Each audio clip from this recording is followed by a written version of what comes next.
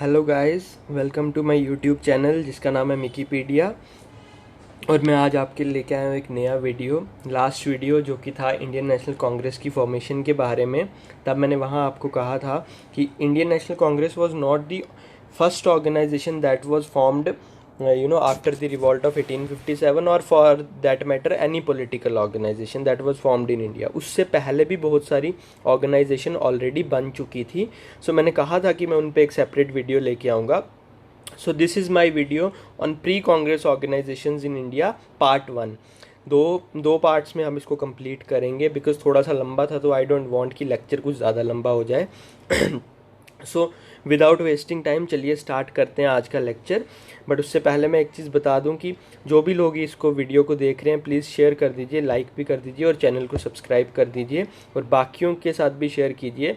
बहुत बड़ी जल्दी मैं इंटरेस्टिंग वीडियोस आपके लिए लेके आऊँगा छोटे छोटे टॉपिक्स पे, जो कि एग्जामिनेशन पॉइंट ऑफ व्यू से बहुत ज़्यादा इम्पॉर्टेंट रहेंगे। तो चलिए स्टार्ट करते हैं आज का video. So Indian national Congress जो थी वो पहली पॉलिटिकल ऑर्गेनाइजेशन नहीं थी जो इंडिया में बनी थी। पॉलिटिकल ऑर्गेनाइजेशंस इंडिया में जो थी वो first half of 18th century से ऑलमोस्ट बनना जो है वो first half of the 19th century से बनना स्टार्ट हो गई थी। बट जो political associations early half of the 19th century में बनी हैं, they were dominated by wealthy and aristocratic elements. मतलब जो अमीर लोग होते थे, पॉलिटिक्स में जिनका थोड़ी बहुत रुचि रहती थी, वही लोग जो हैं उन्होंने ही एसोसिएशंस बनाई। उनके अपने छोटे छोटे कुछ मुद्दे होते थे उनको फुलफिल करने के लिए।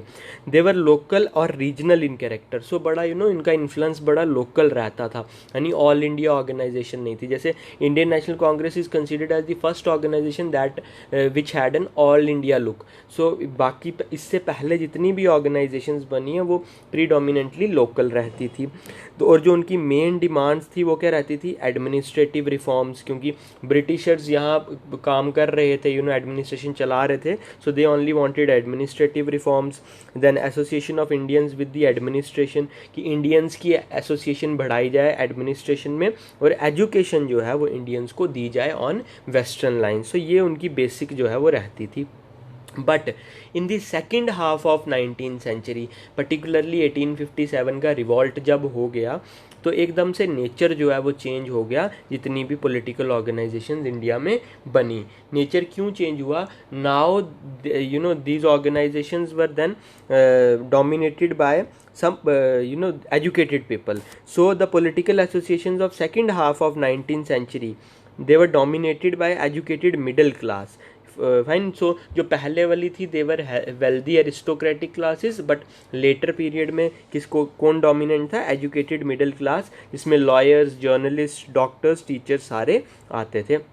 And they had a wider perspective and a larger agenda. जैसे जो पहले वाली ऑर्गेनाइजेशन है उनका एजेंडा जो था एडमिनिस्ट्रेटिव रिफॉर्म्स, इंडियन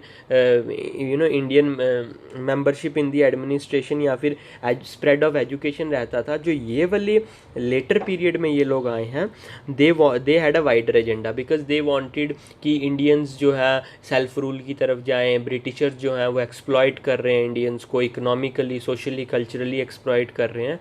सो वो सारे इनके एजेंडा जो थे वो रहते थे। चलिए अब डिस्कस करते हैं जो इंपॉर्टेंट ऑर्गेनाइजेशंस हैं जो हमको पढ़नी है। So major political organisations included the following, जो प्री कांग्रेस पीरियड में बनी है।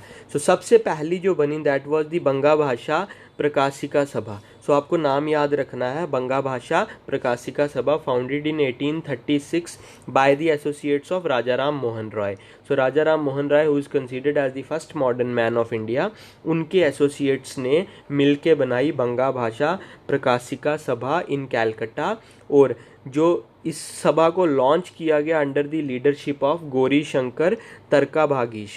सो ये नाम आपने ध्यान रखना है बिकॉज जब आपको आएगा क्वेश्चन इस तरह से कि under whose leadership this sabha was launch, so he was Gauri Shankar Tarkabagish. Then second की हम बात करें तो Zamindari association which is also popularly known as land holders society. So ये लैंड होल्डर सोसाइटी थी, ये बनाई इसलिए गई थी कि ज़मींदार्स के जितने भी इंटरेस्ट हैं उनको फुलफिल करने के लिए, उनकी बात करने के लिए। सो इट वाज फॉर्म्ड इन 1836 इन बंगाल। सो 1836 में ही ये भी बनी बाय प्रसन्ना कुमार टैगोर, द्वारकानाथ टैगोर एंड राधाकांत देव। सो इन 3 लोगों के नाम आपने याद रखने हैं इन दी ज़मींदारी एसोसिएशन। एंड एक और चीज़ मैं ज़मींदारी एसोसिएशन के बारे में बता दूं कि it marked the beginning of an organised political activity. So पहली बार ऑर्गेनाइज्ड पॉलिटिकल एक्टिविटी अगर किसी एसोसिएशन ने स्टार्ट की तो that was the Zamindari Association, but their method was constitutional method. मतलब उन्होंने एजिटेशन वगैरह करने की बात नहीं की, उन्होंने प्रेयर्स पिटिशंस के थ्रू जो है वो चेंजेस लाने की बात करी। So this was the second association, Zamindari Association. Then अगर तीसरी एसोसिएशन की हम बात करें so it is British India Society. It was founded in 1843 by William Adam in England. This person, William Adam was a close associate of Raja Ram Mohan Roy.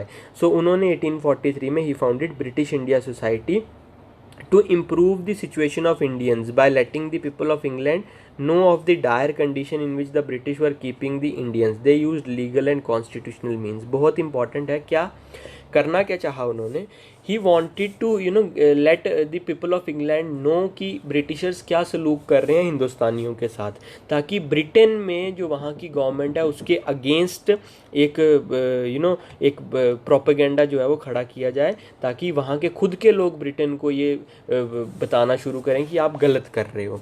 Then next is British India Association. This was founded in 1851 in Calcutta with the merger of land holders society, जो पहले हमारी ज़मींदार सभा बनी उसकी, और British India Society. तो second और third इन दोनों को मिला के 1851 में ब्रिटिश इंडिया सोसाइटी की फाउंडेशन रखी गई। जो राधाकांत देव थे he became the president and Debendranath Tagore was the brother of Rabindranath Tagore became the secretary. So ये क्वेश्चन आ सकता है ब्रिटिश इंडिया एसोसिएशन किनको मिला के बनी थी। सो लैंड होल्डर सोसाइटी और ब्रिटिश इंडिया सोसाइटी इन दोनों को मिला के बनी थी। सो एक चीज़ और ध्यान रखना, British India society and British India association ये दोनों अलग अलग हैं। देन अगर हम बात करें next is East India Association. This is very important. East India Association, this was organised by Dadabhai Naoroji in 1866 in London. So Dadabhai Naoroji ने फाउंडेशन रखी 1866 में लंदन में। मतलब इनका भी the purpose was the same कि इंग्लैंड के लोगों को इन्फ्लुएंस करना कि इंडियंस के वेलफेयर के लिए वो काम करें, या वो अपनी गवर्नमेंट को प्रेशराइज करें कि वो इंडियन के वेलफेयर के लिए काम करें। ब्रांचेस जो है वो खोली गई मद्रास में, कैलकटा में 1869 में। And the most important fact about this East India Association is that it is considered as the predecessor of the Indian national Congress. मतलब माना यह जाता है कि कांग्रेस बनने से पहले जो कांग्रेस का प्रीडिसेसर है, यानी कांग्रेस से पहले अगर कोई ऑर्गेनाइजेशन थी so that was east India association. और इसके बाद ही इसी में से जो आइडियाज़ इमर्ज होके आए और अल्टीमेटली इंडियन नेशनल कांग्रेस जो है वो बनाई गई। सो ये कुछ 5 एसोसिएशंस थी जो इम्पॉर्टेंट है, जो आपको एग्ज़ाम्स में नॉर्मली, क्योंकि अब क्या हो रहा है एग्ज़ाम का लेवल जो है वो चेंज हो रहा है। क्वेश्चंस जो हैं वो नॉर्मली उन टॉपिक्स से पूछे जा रहे हैं जो जनरली टॉपिक्स हम स्किप कर देते थे। तो इसलिए ये बहुत इंपॉर्टेंट फैक्ट्स हैं हर एग्ज़ाम के लिए। एसएससी, यूपीएससी, जेकेपीएससी, आप कोई भी एग्ज़ाम ले लेंगे उनमें ऐसे क्वेश्चंस आजकल पूछे जाते हैं और डायरेक्ट पूछे जाते हैं। सो इसलिए मुझे लगा कि इन पे वीडियो बनाना अच्छा रहेगा। इसके अलावा इफ़ यू वांट कि मैं किसी और टॉपिक पे वीडियो बनाऊं तो आप प्लीज़ कमेंट बॉक्स में कमेंट कर दीजिए, और अगर ये वीडियो आपको अच्छा लगा तो प्लीज़ शेयर कर दीजिए इसको, और चैनल को भी सब्सक्राइब कर दें। सो जल्दी मैं नेक्स्ट वीडियो लेके आऊँगा, इसका पार्ट 2, और इसको हम ख़त्म करेंगे। उसके अलावा भी छोटे छोटे इंटरेस्टिंग वीडियोज़ में आने वाले टाइम में आपके लिए लेके आऊँगा। So till then take care, God bless you all.